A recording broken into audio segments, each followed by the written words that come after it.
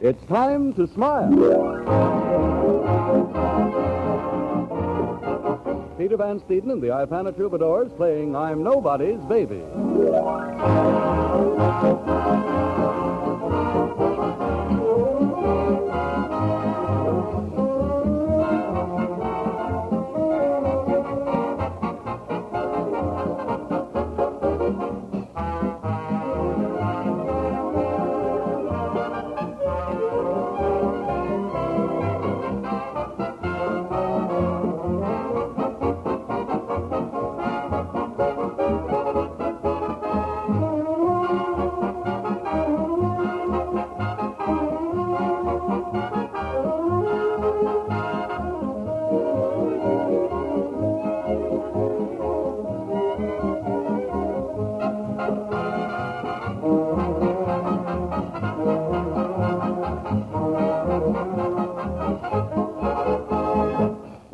Ladies and gentlemen, tonight we take you to Madame Lazonga's School of Dance, where manager Bud Abbott is trying to make an easy mark of Lou Costello. And here they are, the stars of our show, Bud Abbott and Lou Costello.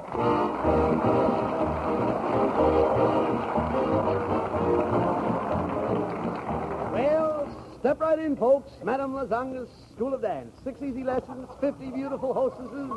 Say there, neighbor. How would you like to dance with a pretty girl? Oh, not me, kid. I just had a terrible accident. No. Yeah, my car upset. And if I don't turn it over, my wife is going to be mad at me. Well, why don't you dance with the pretty girls first? Then you can turn your car over. Oh, no. I got to do it now, or my wife won't like it. Look, I'll explain it to your wife. Where is she? She's under the car. Oh, my goodness. Where did the accident happen? Hey, see that car across the street? Right across the street? Yeah. See that wreck over there? Yes. Is that your car? No, that's my wife. Your wife? Yeah, the car is the one with my wife's dress wrapped around it. Oh, I see. Fits perfectly, don't it? Look, wait a minute. Look, if you had an accident, why didn't you call a policeman? Why didn't I call the police? Yes. Because I hit one. Yeah, you mean you hit a policeman in uniform? No, I hit him in a patrol car. Wait a minute. Did he recognize you? Well, what'd you say? Could he swear to you? Yeah, he could swear to me, and I swear right back at him. Well, you shouldn't have done that. You should speak softly to a policeman. I did, but he heard me. Quiet. Look, all right, I'll tell you what you do. Step right in and meet Madame Lazonga. But be careful how you talk. She's very hoity-toity. Hey, is that her over there? That's her. She may be hoity, but she'll never see toity again. Ah, mademoiselle, I kiss your hand. Oh, such a warm kiss. Why does it burn me so? I forgot to take the cigar out of my mouth. Ah, madame, you have beautiful hands. Beautiful hands. Gorgeous, they're just like pedals. Rose petals? Nah, bicycle pedals. Now, skip it.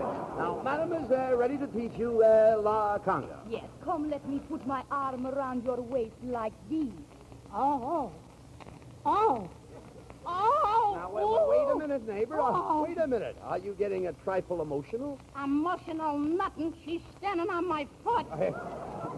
Get off. I thought you told me she could do the La Conga. Oh, certainly. But usually when I do La Conga, I wear a native sash around my waist. Size 48, ain't it? Yeah, how did you know? I used to put the saddle on War Admiral. No. Come here. She's peeved. I know, look. She's Now, these lessons are 10 cents each or 3 for $1. How about it? Okay. 3 for $1? All right. Well, I'm no sucker. Come on, I'll take the 3 for $1. Give me the $1. Okay, here. There you are. We're all set. Right. All set for the first lesson. Are you ready? Right. Position. Music. Lesson's over. What kind of lesson was that? Now, don't get excited. Now, lesson number 2. Are you ready? Position. Music. Mr. Costello, you dance divinely. I'm not even out of the first position yet. I dance divinely. You heard the lady. You should see me when I get a chance to use my other foot. All right. Look, neighbor, what do you want to do? Tire yourself out? Ah, who's getting tired? Come on, will you? I want to do some dancing or something here. I know, but you shouldn't get tired of these Look, things. you said like this. You said, music, the band went ta-ta-ta, ka-plunk, over. Oh. I hate you and Vince I see. Stevens. All right, the band went ta-ta-ta. Yeah, I heard it. Well, that'll be $1 extra. For what? For listening to the music. Oh. Look, what do you want me to do? You want me to pay for the guy's union card? Now, wait a minute. Now, that's a fine remark to make. You come to my dancing school, I furnish a wonderful orchestra, I give you the benefit of Madame Lazonga's time and talent, and when it's all over, you can't even lift a foot off the floor. Oh, I'm a wallflower. Now, you're telling me. I'm a bad boy. Well, why don't you do something about it? I did. I just wrote myself a nasty letter. Yeah? What did you say in it? I won't know till I get it tomorrow. Well, you should be spanked to impress your mistakes on your mind. Don't you think that's going about it in a roundabout way? Oh, come on. What's the use of talking to you? You're dizzy. I think I am, too. Yeah, I know it. I don't know what's happening to me I lately. wonder. I'm getting awful dizzy. What do you mean? I'm getting spells. Spells? too. Just the other day, I walked into the World's Fair. I went in the place, and everything swam before my eyes. Where did this happen? At the Aquacade.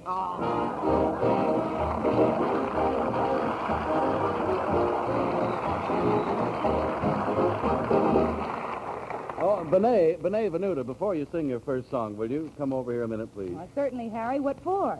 Well, I just thought that since none of our listeners can see how lovely you are, if I could just tell them what you look like, then when you sang... Yeah, they could quick hide the children so they wouldn't be frightened out of a night's sleep. Oh, no, now, wait, don't you go getting modest on my hands, Benet. Ladies and gentlemen, Miss Venuta's attractive figure tonight is sporting a very nice-looking outfit. Harry, it's not worth talking about. Oh, yes, it is. Well, then it's thanks to my dressmaker. Yeah, well, all right. Benet also has a very cute hairdo. Thanks to my hairdresser. And she has a very attractive smile. Thanks to Ipana toothpaste and massage. And, Harry, that's something really worth talking about. Yes, well, enough people are talking about Ipana Benet and using it to make it the largest selling toothpaste in America today. And the reason for that popularity, ladies and gentlemen, is just as plain as the nose on my face. A winning smile, the kind of a smile we all want, depends not only upon sparkling teeth, but upon firm, healthy gums as well. And the creamy, well-cooked foods we eat nowadays do not give our gums the work they need to keep them firm and healthy. So they often become soft and more susceptible to trouble. That's why so many dentists suggest massage with Ipana toothpaste. Just follow this easy, modern routine. Every time you brush your teeth with Ipana toothpaste, put a little extra Ipana on your brush or your fingertip and massage it on your gums. In that way, you help promote firm, healthy gums as well as sparkling, lustrous teeth. And you do it with the toothpaste so many dentists use themselves. For in the 1940 National Survey, it was found that Ipana is personally used by twice as many dentists as any other dental preparation, paste, powder, or liquid. Now make their choice your choice. Start massaging with Ipana toothpaste tomorrow. Our lovely singing star, Benet Venuta, steps to the microphone to give us her own interpretation of St. Louis Blues. I hate to see the evening sun go down. I hate to see the evening sun go down. 'Cause my baby, he's left this town. St. Louis woman with her diamond ring pulls that man around by her apron string, turns for powder and for store-bought hair. Oh, the man I love would not have gone nowhere, nowhere. Got the St. Louis blues, just as blue as I can be. That man's got a heart like a rock cast in the sea. Oh, else he wouldn't have gone so far from me. Oh, got the blues, got the blues, got the mean St. Louis blues. That man's got a heart like a rock cast in the sea. Or else he wouldn't have gone so far from me. A red-headed woman makes a good man leave this town. I said a red-headed woman makes a good man leave this town.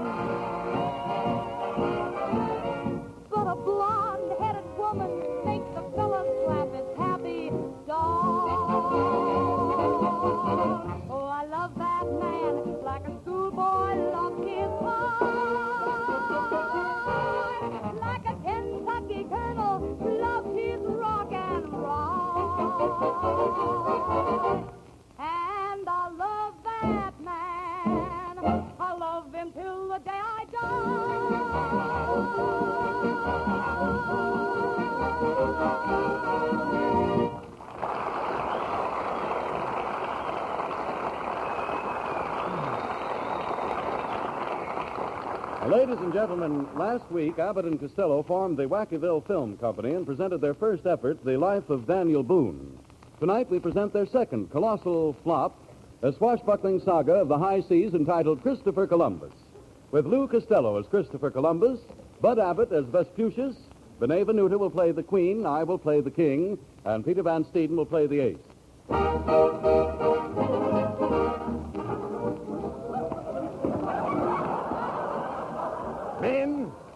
Men, we need hardy sailors to make this pearl voyage to America. Seamen, step forward and state your experience. King's Fleet, Naval Base. Captain Kidd's Pirates, Marine Base. Brooklyn Dodgers, third base. All right. Columbus, stop fooling. Now, if you're going to discover America, we've got to get started. Did you get any information from the Bureau of Navigation? No, sir. I kept asking the guy what kind of weather we was going to have for sailing. And all the guy kept saying hello to another guy that wasn't even there. What are you talking about? He kept saying hiya, Tide. You know there's nobody around named Tide. No. The man meant tide was high. All right, so Tide was high. The guy will sober up in the morning. Look, I'm trying to find out about weather conditions. Suppose you're 200 miles out to sea. What happens if you run into a squall? Suppose we're 200 miles out of sea, Yeah. we run into a squall. Yes. How you gonna run into an Indian's wife in the middle of the ocean? No, you don't understand. You know what I'm worried about? Why? Octopuses. Octopuses? Yeah, that's a fish with 8 faces. How do you figure that out? Well, octo is 8, Yes. and a puss is a puss. Oh, come on. Please, that's enough, Costello. I mean, Columbus. What is that? It's the king. It's the king. It's the king. I better hide.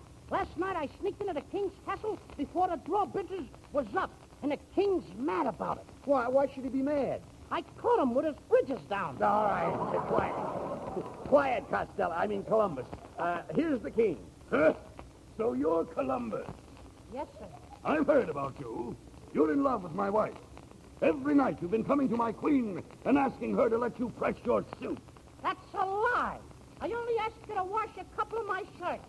Wait a minute. You asked the queen to wash your shirts? Yes, sir. Queen is a beller of Castile. Yes, sir. What happened? No soap. That's you. You're Irregardless. Nevertheless, Christopher Columbus, as captain of the Castilian Navy, I'm going to make you my first mate. You're gonna make me your first mate? I am, yes. Oh, Kingy, I'm gonna be your first mate. Are you sure you won't get tired of me? Bosh! I thought that was gonna be much better. We all thought so. Well, I must be getting back to my palace to look over an important paper. But, Your Majesty, why are you so anxious to look over some paper? I gotta see how Dick Tracy's coming out with the Yogi-Yama. Yeah. Oh, the queen. The queen. Hey, Abbott, What? give me a rock. will you? Quiet. That's the queen. What a beautiful voice. She sings like a bird. What kind of a bird? A stool pigeon. Chrissy, who you listen? That's me. Hey, Queen Izzy. Come here. Tonight, Queen Izzy, you are glamorous. What makes you so beautiful? Well, every day I bathe in milk. Do you mind if I ask you something personal? What? How do you get in a bottle? Oh, Christopher, I brought you my jewels. Here's my platinum coronet, my diamond rings, my sapphire brooch, my emerald bracelets, my pearl necklace. Gee whiz. Christopher, why are you crying? I want a Mickey Mouse wristwatch. Oh, Christopher, don't cry. I want to remember you as a gay, brave adventurer. Before you go, let us have one last dance. Okay, kid. Come on. Get out of here. Come on, Columbus. Behave yourself, Columbus. If you're going to discover America, we'd better hurry. The barometer's falling. Well, pick it up and let's get going. All right, come on. Pull up that anchor. Wait a minute, hey. And stop throwing your clothes through that porthole. Porthole? Yes. I thought it was a little closet. No. Hey, Abbott, What? are all those guys over there? Vespucius. Oh, Vespucius? Yes. What are all those guys over there working on in the shipyard? That's a hull of a boat. You're telling me. What are those guys working on? 4 days later. Columbus. 4 days out and we're making wonderful time. Hey, Abbott, how many miles an hour does this boat go? She doesn't go miles, she goes knots. How do you like that? Of all the boats I got to discover America, I got to pick one that goes nuts. No. No, knots are nautical miles. If you ask a sailor how fast the boat is going, he won't tell you miles. No? He'll say knots. And I'll say nuts right back to him. No. Was he a fresh guy? No, keep quiet. This is a wonderful boat. It has nice sleeping quarters, a fine dining room, and did you get a look at the officers' mess? No, I didn't see anybody's wife on board. No. Maybe she's in the front of the boat. Columbus, you mean forward. Forward is in the front of the boat. Aft is in the back. The starboard is on the side. Now, where's the port? In a bottle in the icebox. You're a fine sailor to send out to discover America. What would you do if you woke up in the middle of the night and found the boat leaking? What would I do if I found a boat leaking Yes. in the middle of the night? Yes. I'd put a pan under it and go back to bed. No. Here, let's put it this way. Suppose there's a hole in the side of the boat. A hole in the side of the boat. Now, get it right. And the water's rushing in. What would you do? I bore a hole in the other side and let it rush out. October 12th, 1492. The intrepid navigator Columbus lands in America, where he is greeted by the Indians. Hello, Chief. I'm Vespucius. I want to buy some land. Hey, Abbott. What? If I was you, don't buy any of this dirt around here. Why? It's no good. What do you mean it's no good? It's got worms in it. No, come on. Talk sense. We're over here to get land. Okay, Chief. Tell you what I would do. I want to buy Manhattan Isle. How much? Is that your line? Oh, excuse me. Okay. I'll pay it $24. Sold. I'll also give you a bottle of rum. What is bottle of rum for? Brooklyn.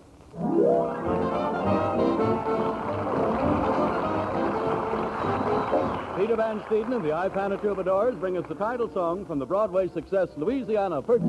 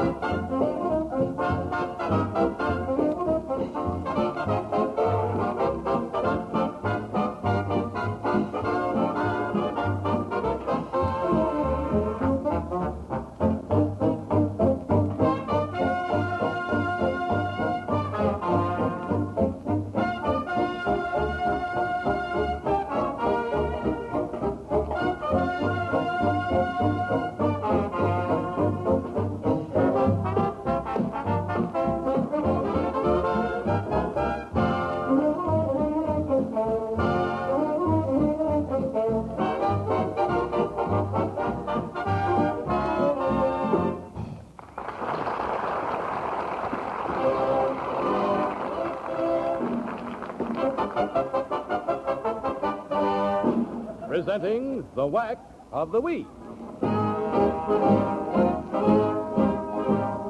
Once again, we come to that part of the program wherein Messrs. Abbott and Costello interview the mental giants of our time.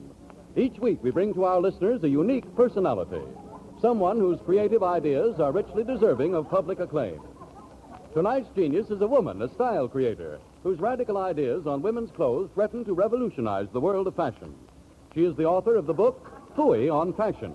And here she is, Miss Nancy Barton. Good evening, Miss Barton. You know, Mr. Costello has told me that your very book is very helpful. Oh, really? But, Mr. Costello, my book is for women. How could it possibly be helpful to you? Well, I got a short leg on my kitchen table, and your book just fits under it. All right, now, quiet. What are you going to do, make trouble? Now, never mind. Miss Barton, would you mind telling us some of your ideas on women's clothes? Oh, no, not at all, not at all. Too many women are like sheep. They copy dresses of debutantes and other celebrities without regard to their own personalities. Now, this fails to express individuality and frequently results in poor color harmony. Color harmony, what's that? It's very simple, Mr. Costello. For instance, if you were carrying a pink handbag, you wouldn't wear a green dress now, would you? Oh, I wouldn't dare. Heaven forbid. What would the neighbors say? Why, I'd be the laughing stock of my sewing circle. Mr. Costello. You mean you belong to a sewing circle? Oh, yes. I just whipped up a swell dress for my wife. Costello, you made the dress yourself without having your wife with you? How did you guess her size? Oh, I tried it on a beer barrel. Yes, I did. And then I took it home and I put it on my wife. Yes, and how did it look? It looked better on the beer barrel. Well, what kind of a dress was it? I mean, was it satin? Satin. It looked like somebody slept in it. Well, from what you say, I take it Mrs. Costello is just a little overweight. A little overweight. Listen, when Abbott gets on a scale, it says 135. When I get on a scale, it says 189. When my wife gets on a scale, it says one at a time. One at a time.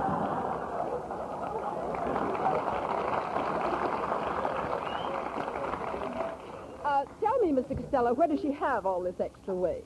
Well, if the bustle ever comes back, she won't have to buy one. Well, I'm very sorry. I'm very sorry, Mr. Costello, but I'm afraid your wife wouldn't look good in any kind of a dress. Oh, I wouldn't say that, Red. Why, when she wears a sleeveless gown, people admire her. They stand up and cheer. Now, that's ridiculous. Why should people stand up and cheer when they see your wife in a sleeveless gown? She's got an American flag tattooed on her arm. All right. Mr. Costello, your wife must be very patriotic. I'll say she is. She's got another tattoo on her back, a map of North America. Every time she takes a deep breath, Mexico joins the Union.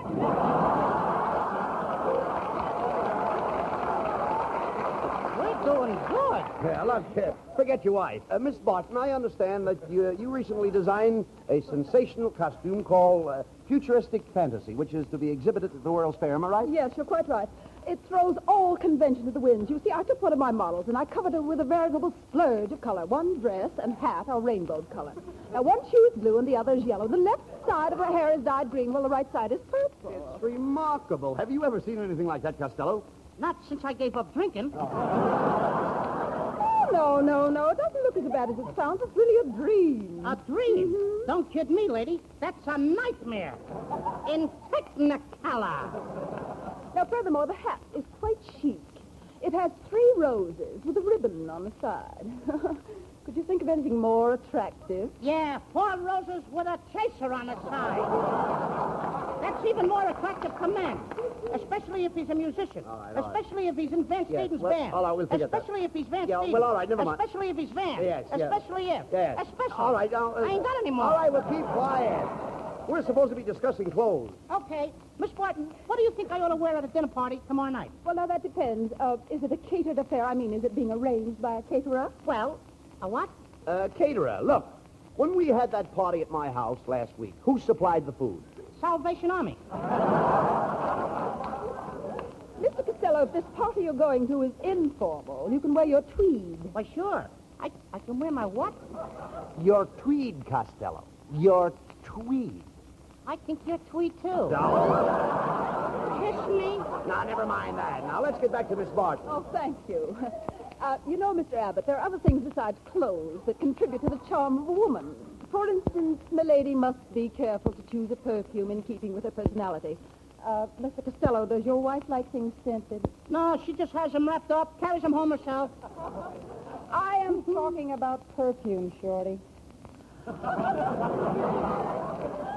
Every woman has a favorite brand. You think your wife would care for my sin? No, ma'am. She don't care what you do. No. My sin is perfume. All right. Some people's is drinking, some is gambling, so your sin is perfume. No. If I was you, I wouldn't go around bragging about it. Look, talk sense, please. My sin is an expensive perfume, but my wife likes Cody sheep. What a coincidence. My wife likes McGarrett's goat. The Garrett goat! Oh, I have never been so insulted. As far as I'm concerned, this interview is at an end. Yes, Good ma'am. night. There you are. Now, you see, Miss Barton walked out on us. And there's thousands of women listening in who expected to get styles. Information on That's all right, style. Abbott. From now on, I'll take care of it. I'm going to tell the women all over the nation what to wear. You better. Ladies, dear ladies, have you lost your ump? Is your husband cold to you because you have no allure? He is the rat. But I'll tell you what to do. Go out and buy yourself a bleary bolero and a chick little hat trimmed with panting petunias and drooping daisies. Next, put a dab of perfume behind each ear. Personally, I prefer Canal number 5. And after that, have your nails done over in the latest color, a gruesome green. Then when you're looking your best and you're just adorable and fascinating, Send for me.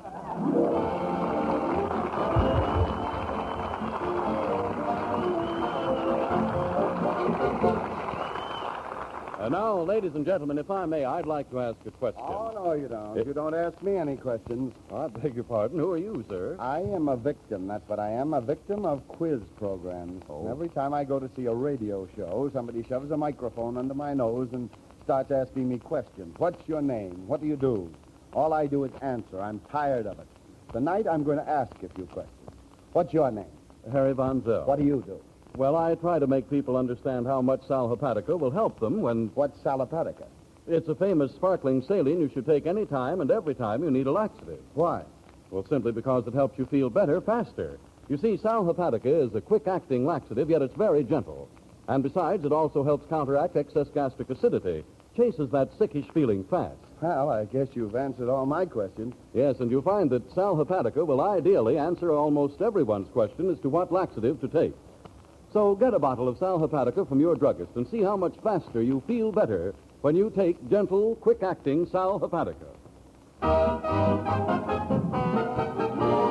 Hey, young fellow with that sour-looking foot. Now, please don't pick on me, Benet. All right, Harry, but must you stand there with that sour-looking foot? Well, I have had an awful day. Well, what happened? Well, I wrecked my car this morning. The coffee burnt my tongue. Aw. The bank called me for money, and my nerves are all unstrung. Shame. The laundry ruined my Palm Beach suit. A neighbor stole my bumper suit, and it rained. It rained. Yeah, it rained. Oh, Harry, stop hiding behind a pillow whenever the dawn looks gray.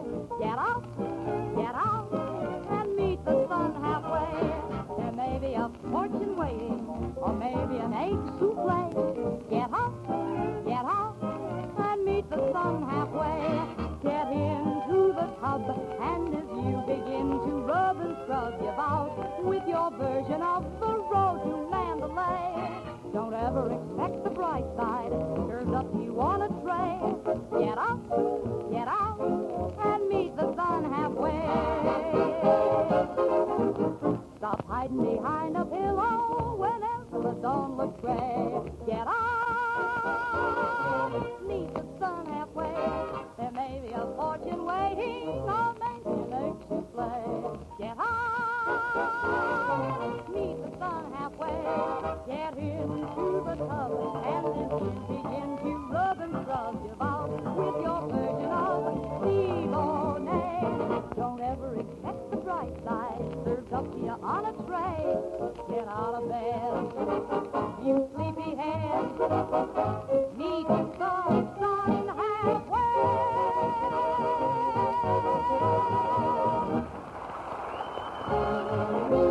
We're a little late, so join us next week, ladies and gentlemen. Good night.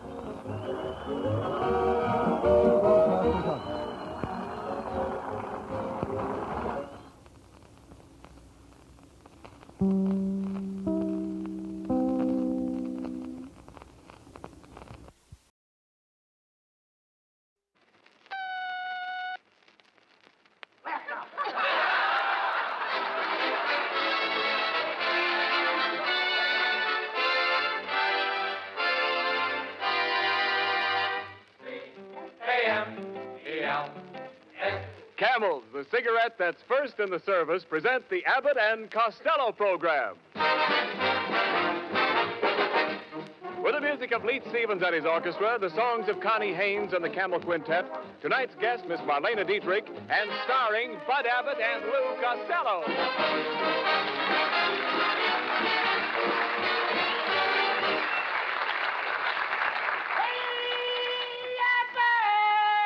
No, Costello. Oh, Abbott. Will you stop that noise? What are you doing here in the studio dressed in your bathing suit? Well, I spent all day trying to get my car out of the swimming pool. What was it doing there? Don't you read the papers, Abbott? The government says you have to pool your car. No, you dummy. They mean share the ride. You have to pick up people. Oh, I did that yesterday. I picked up Helen, Mary, Rosie, and Josie. But your car holds more than that. Yeah, but now they only allow you 4 gallons a week. They only allow you now because you can't get it. Well, never mind that, Costello. Where have you been all week? What have you been doing? Oh, boy, have I been having fun with Connie Haynes. No kidding. Last Saturday, I took her to a football game. What a game! What excitement! Any passes? No, her mother was with us. And another thing, Abbott, there was a man sitting next to us with a 6-month-old baby. All afternoon, the kid was crying. He was so hungry. Well, didn't the father bring a bottle? Yeah, but the kid wanted milk. Finally, to shut the kid up, I give him a penny. Well, did that keep him quiet? Yeah, but he kept waving the penny in front of my binoculars. It ruined the game. How did it ruin the game? All afternoon, Lincoln was playing in the backfield. No. Well, forget the football game. Much better this afternoon, huh? Yes, a lot better. We've got other things to worry about. You know, our announcer, Ken Niles, is complaining because he didn't have enough to do last week. Isn't that right, Ken? Yes, it is. After all, I could give the program a lift. I'm a shot in the arm. You said it. You're a dope. Now, don't be silly, Costello. Niles is very popular. Why, sure. Right after the broadcast last week, a lot of women chased me up Hollywood Boulevard, and one of them caught me and threw her arms around my neck. I saw that. You did? Yeah. Why did you snatch her pocketbook? Now, cut it out, Costello. Now, I talked to Ken's wife, and she says he should have more lines. She says he's got talent. She says he's terrific. She says he's colossal. She says this, she says that. I don't care what his wife says. Well, I do. My wife is a wonderful person. She's as necessary to me as an umbrella in a rainstorm. I'll take the umbrella. It's easier to shut up. No. Now, why don't you be reasonable, Costello? Mrs. Niles is a very sweet girl. Yes, she is. You know, she's a great deal like Sonia Henny. You mean you have to keep her on ice? Now, please. Are you folks hearing us? Now, wait a minute, just a minute. Now, that isn't fair, Costello. Now, let's get together here. Give Ken a chance to show what he can do. Okay. Yeah. Thanks, Bud. I'd like to read a little tidbit that I just happened to bring along. Oh, this is going to murder you. One night as I sat rocking on my chamber floor, came a knocking, gentle knocking on my chamber door. Quoth the raven, nevermore. Quoth the raven, nevermore. There, how'd you like that? Don't look now, but the raven just laid an egg. Hello, everybody, and hello, my fat little sugar man. Oh, this voice of this kid is temporaneous. Shh, quiet. Hello, Connie. Mr. Costello, honey, I'd like you and Mr. Abbott to meet someone. This is my Aunt Ruby. Hello. Nice to meet you. Hi, Aunt Ruby. How do you like California? Connie doesn't have enough to do. Wait a minute. After all, I listened to the program last week, and there should be more music. Connie ought to sing 45 songs. There's nothing but talk on the program. And who wants to hear a lot of talk? Hold your hat. Here comes another raid. After all, Mr. Costello, I taught Connie to sing. Why, even I sang in New York, Philadelphia, Cincinnati, Cleveland, Chicago. What about St. Louis? They beat the Yanks. Ha-ha. I really struck you out that time. You struck me out, huh? Mm-hmm. And you're just the old bat that can do it. Now, wait a minute. Now, just a second, Costello. You can't talk like that to Connie's Aunt Ruby. Maybe she's right. Maybe this program needs more singing. Exactly. Everyone loves singing. Something like this. All through the night, there's a little brown bird singing. Oh, well, of course. You know I just had my tonsils taken out. Have them put back in. Costello, what right have you got to criticize? What do you know about singing? Now, look, Abbott, if I hadn't come from such a large family, I'd have been a great singer. What did the large family have to do with it? I could never get in the bathroom. Oh, no. Come on, Costello, make up your mind. Are you going to give Niles and Connie more to do or not? Why should I? If I give them more to do, the first thing you know, even the sound man will want more to do. And why shouldn't I? What did I have on last week's program? Nothing. Not even a door slam. I understand doors. I know doors inside and out. I talk to doors, and they talk to me. What do you hear from the knob?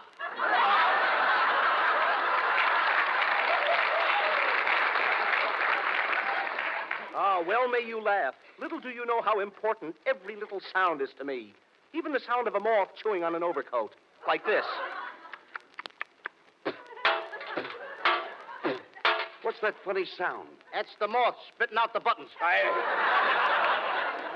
Don't you think sounds are fascinating? Here is a sample of my day. When work is through, I walk home at night in the rain. I open the door. I go in and shut the door. Then I walk upstairs in the rain. It's raining in the house? Yes, we're waiting for a government ceiling.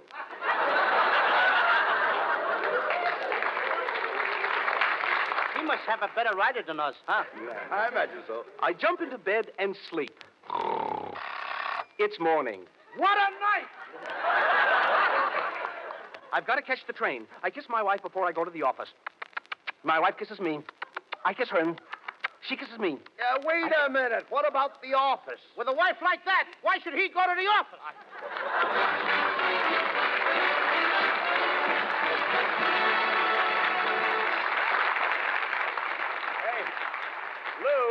Lou Costello. Yes, sir. For me? Yeah. How's your spelling this week? I can spell anything. Okay. Spell crumpets. Crumpets. Yeah, crumpets. Crumpets. Yeah. No. Crumpets. Crumpets. Wait a minute. You left out the T. Today, I gotta have crumpets without tea. Well, why? I lost my sugar ration card. Oh, now, wait a minute. Look, Lou. Ration card. Yeah. But anyway. Ration. Ration or ration. Look, around here, you can't forget any T's. Why not? Well, because with us, it's important. In fact, with any cigarette smoker, T ought to be one of the most important letters in the alphabet. Is that right? Why, sure. T stands for taste and throat. That's anybody's own personal proving ground for cigarettes. The T-zone.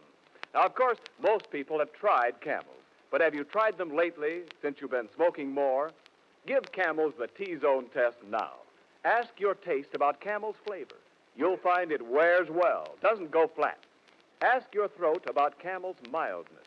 It's the best judge you can find. Thousands of smokers who are making their own T-zone test advise Camels suit them through a T. Just remember that you're the one who's doing your smoking. For steady pleasure, try Camels. You'll find they're slow-burning, cooler smoking, richer tasting, milder, better. Because Camels are expertly and matchlessly blended of costlier tobaccos. So take a tip from your T-zone. Your throat and your taste will tell you. C-A-M-E-L-S. Camels. Get a pack tonight. You'll want to buy a carton tomorrow.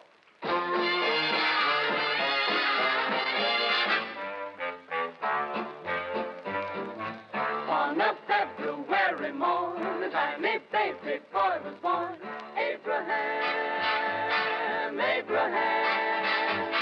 When he grew up, this tiny babe, folks all called him Honest Abe. Abraham. In 1860, he became 16th president. Now he's in the Hall of Fame, a most respected gent. That is why we celebrate this blessed February day. Abraham, Abraham, Abraham.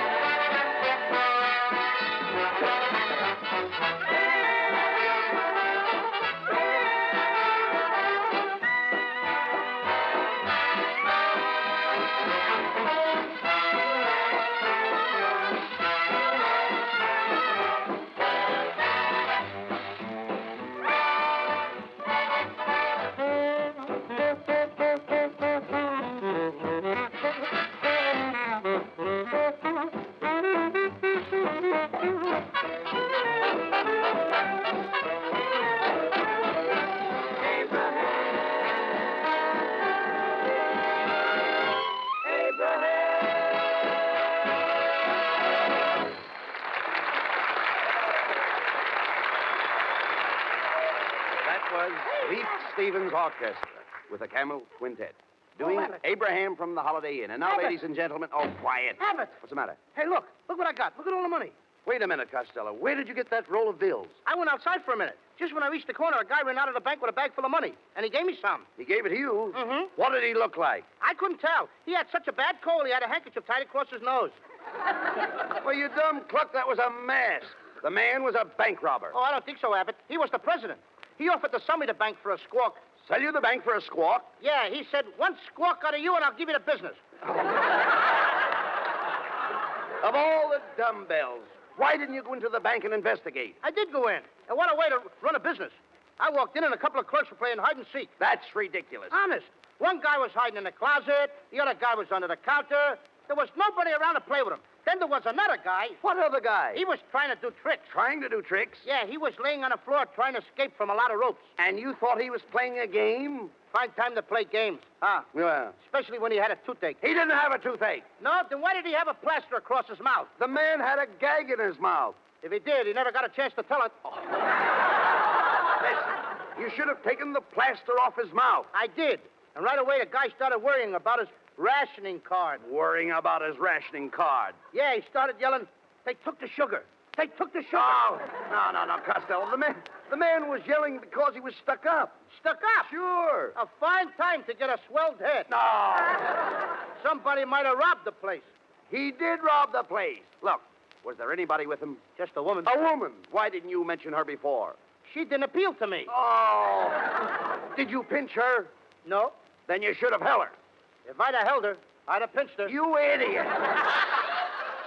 A little bit. Do you realize that by keeping the money and letting the crooks get away, you've made yourself an accomplice? Ken Niles, turn on the radio. Maybe we'll get a police report. Hurry up. Okay, Bud. Okay.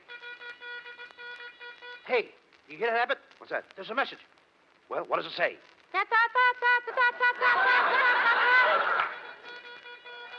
Attention all citizens. The Fifth National Bank has just been held up by Black Pete and his gang of desperate bandits. When last seen, the gang was headed for their hideout at Deadpan Gulch. Also at large is their accomplice, described as 5 feet tall, 5 feet wide, that is all. That's me, Mr. 5x5. Costello, you know the police are after you. Now, you've got to capture that gang to clear yourself. Now, you can't do it alone, so call a posse. That's the thing. Okay. Here, pussy, pussy. No. Here, pussy. No, Lou, please. Deadpan Gulch is in the heart of the cattle country. It's the home of the western bandits and cattle rustlers. Then I'm just a guy, Abbott. I became a 3-letter man chasing cattle rustlers. Oh, how could you become a 3-letter man chasing cattle rustlers? I sat on a branding iron.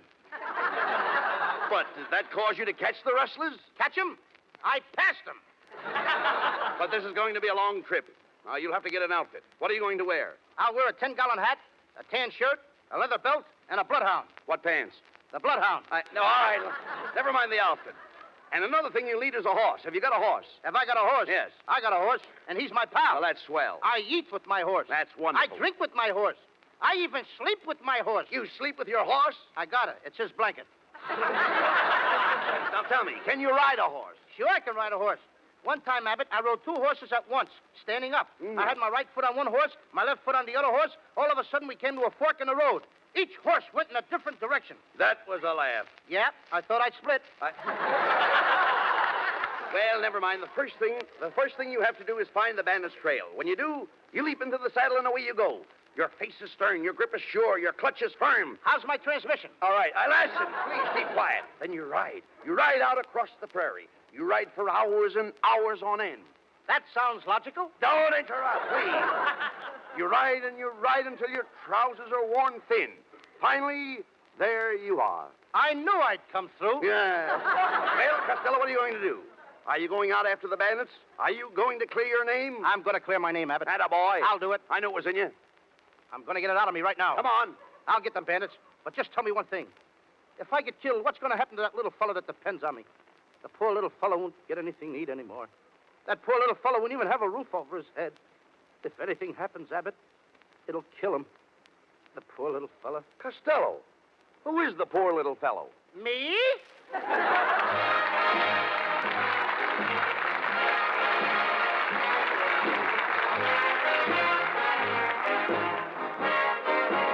And here's Connie Haynes with the Camel Quintet to sing a new tune of the Old West, Cow Cow Boogie. Out on the plains down near Santa Fe, I met a cowboy riding the range one day, and as he jogged along, I heard him singing a most peculiar cowboy song. It was a ditty he learned in the city. Come a ta ya ya, eh, come a ta yip to I. Get along, get hip, little doggies, get along. Better be on your way, get along. Get hip, little doggies, and he trucks them on down the old fairway, singing his cow boogie in the strangest way.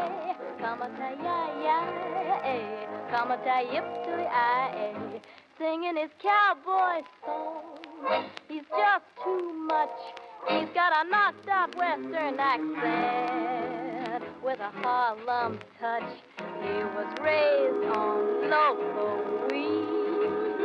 He's what you call a swing half-breed, singing his cow boogie in the strangest way. Come a ta-ya-ya, come a ta-yip to ya. Singing his cowboy song is just too much. He's got a knocked-out western accent. With a Harlem touch, he was raised on local weed.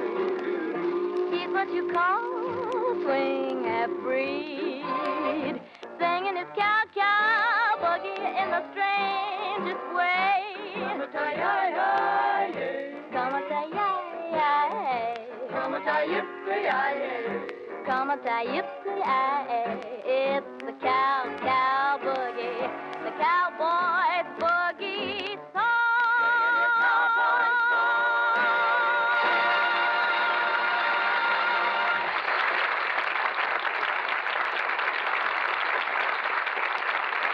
And now, back to the adventures of our heroes, Abbott and Costello, as we find them hot on the trail of the bank bandit Black Pete. Leading a posse of men, they track the villain to the lawless town of Deadpan Gulch. Here they are, riding up the main street of the town. Like a spurs that jingle, jangle, jingle, jingle, jingle, jingle, jingle. What's wrong? What's wrong? One of my spurs got stuck. Costello, what do you think you're doing? Why are you riding underneath your horse? Well, my horse isn't feeling well, Abbott, and the doctor told me to watch his stomach. Well, here we are, men. We'll probably find Black Pete in the Red Dog Cafe across the street. Stop your horses. Okay. Whoa! Whoa, Nellie! Whoa! Whoa, boy! Whoa! Atta boy. Take it easy, Nellie. Sit down now. Whoa, Nellie. All right, men. Everybody into the bar for a drink. Now! Just a man! You horses stay outside. All right, let's go in. And listen, Costello. When we go through this door, have your gun ready. If anybody moves, shoot. If anybody shoots, I'll move. All right. Oh, speaking of my glory and my fame. Hey, Abbott, listen to that. What a pair of pipes.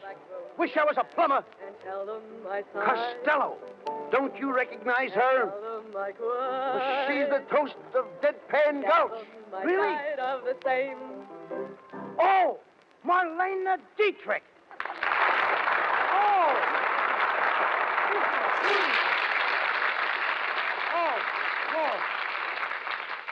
Oh, look at that lovely face. That face has made a fortune. Yeah, it runs into a nice figure. Hello, boys. Hello, boys. How big are men where you come from? Welcome to the Red Dog Cafe. Did you like my song? What do you think of my range? Your range is lovely. In fact, I like your whole kitchen. So you flatter me. You're probably tired after your long trip. How about a drink? Okay. I'll have a Crosby cocktail. What's that? One drink and then bing. With your personality, I would suggest straight corn. What a fresh kid. Just a minute, Marlene. You see, neither one of us is a drinking man. Do you have anything a little milder? Try a drink of this very mild wine. Now, that sounds better. I'll try it. Costello, just a minute. What's the matter? I don't understand. That wine is made here by the Hoppy Indians. Hoppy Indians? One of the Indians is still hopping in it. Costello, that's silly. Come on. Let's go over and watch the boys play roulette. Yes. Or perhaps you both would rather play a game with me. Poker, faro, blackjack. I'd rather play post office. But that's a kid's game. Not the way I play it.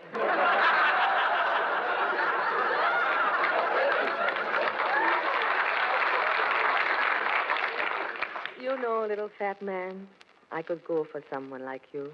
You could? Yes. Do you know someone? Sure. What a fresh kid, Abbott! Now, look. Keep quiet, Costello. Don't talk like that to Marlene. She may know where Black Pete is. Try to win her confidence. Turn on the charm, you know. I'll turn on the charm. Okay, watch me. Marlena, my love, I adore you. You do? Yeah. Marlena, will you let me be your slave? Will you let me do something for you that I have never done for any other woman? What's that? Will you let me press your slacks? Costello, will you stop that? You just don't know how to handle these Western girls. Oh, yes, I do, Abbott. Marlena, one time I was in love with a bow-legged cowgirl. She was too bow-legged to round up the cattle. What do you mean? Well, she had a terrible time getting her calves together. What are you talking about, Costello? You've never even been in love with a girl. Yes, I was. I can see her now. She always wore cotton stockings. Cotton stockings? What happened to her? Nothing. But of all the girls I got tattooed on my chest... On your chest? Marlena, I love you the best. The best? Better than the rest. The rest? In the West. The West? On my chest. On your chest? There's an echo in the joint. Well, there's no question about it, Costello. Marlene Dietrich just can't be bothered with a man like you. Marlena, is that true? Oh, Lou, if you only had the eyes of Clark Gable, Yes, the nose of Tyrone Power, yes, yes, the chin of Gary Cooper, yes. the face. The face of who? That's all, if you only had a face. You know, the kid's getting nervous. Look here, Costello. We're wasting time. Did you forget why we came to Deadpan Gulch?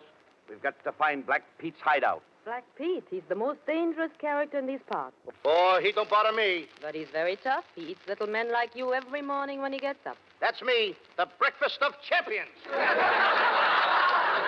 Lou, why don't you give up this mad search? It can only lead to your death. I think you got something there, kid. Hey, Abbott, I am scared. Ain't you scared? No, I'm not scared. Then why are you biting my nails? But no matter what happens, I'm going after Black Pete, Marlena. And if I die, I want you to take this shirt of mine as a keepsake. But suppose you don't die. Then wash it and have it back by Monday. And no starch in the collar, either. Listen, Costello, cut out the foolishness. Now we line up everybody in the room until we find our man. That's right, Abbott. Everybody line up and empty out your pockets. Why are you making them empty their pockets? I lost my yo-yo. Now, wait a minute, boys. It's not necessary to look any further. I am Black Pete. You are? What a fresh kid. What a stale plot. I think you got something there. Marlena, I still don't believe all this is true. It is true.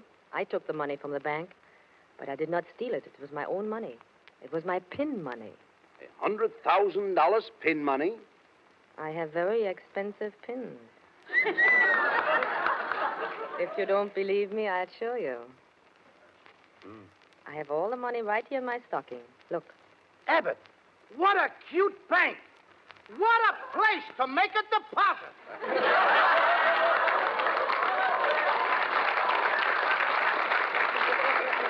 Oh, Marlena, if I give you all my money from the bank, will you put it in your other stocking? Certainly. Costello, don't be an idiot. Your money is safer in the bank. Why do you want to put it in her stocking? Because that's where it's going to draw the most interest.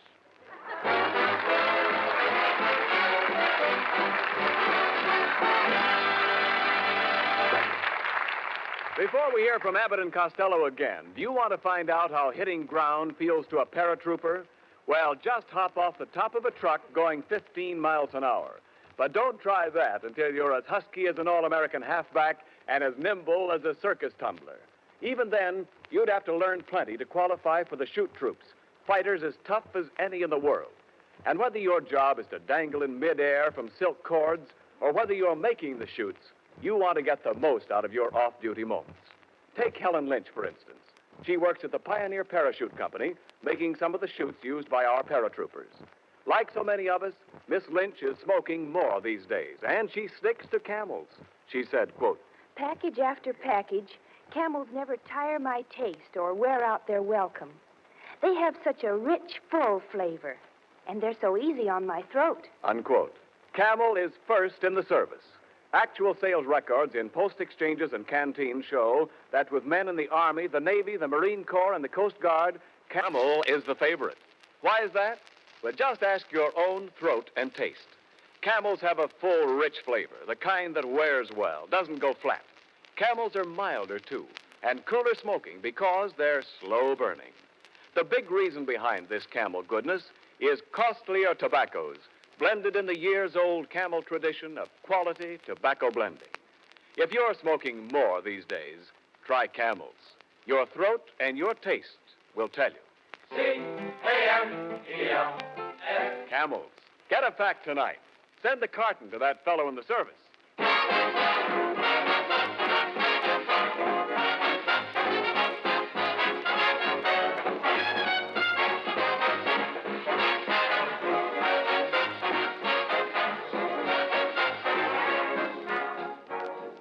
And now a word about next week's program.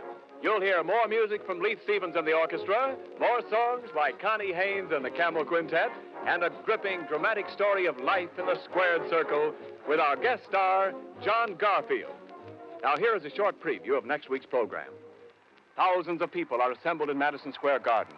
All eyes are focused on the two fighters in the center of the ring, Killer Garfield and Cupid Costello. There is a terrific exchange of blows. The crowd is on its feet. Costello is on his face. Costello, get up. Get up. Get up off your knees and quit playing with those marbles. What marbles?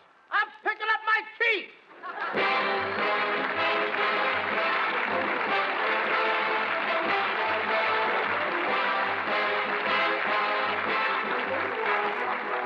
Be sure to tune in next Thursday night at the same time for another big comedy show starring Bud Abbott and Lou Costello, with John Garfield as our guest, brought to you with the compliments of Camel Cigarettes. Camel presents 3 great radio shows each week. Abbott and Costello on Thursday nights. On Friday night, it's the Camel Caravan with Lanny Ross, Herb Schreiner, Xavier Cugat, and Our Town. And Monday nights, Blondie. Marlene Dietrich, who appeared with us tonight, has just completed a new Universal picture, Pittsburgh, with John Wayne and Randolph Scott. And here's the latest news about the Camel Caravans, those swell traveling shows that entertain our boys in the Army camps. 15 Army and Navy training stations will be visited this week, including Camp Gordon, Georgia, Camp Pendleton, California, and Camp Croft, South Carolina. This is Ken Niles speaking for the makers of Camel Cigarettes, and wishing you all a very pleasant good night.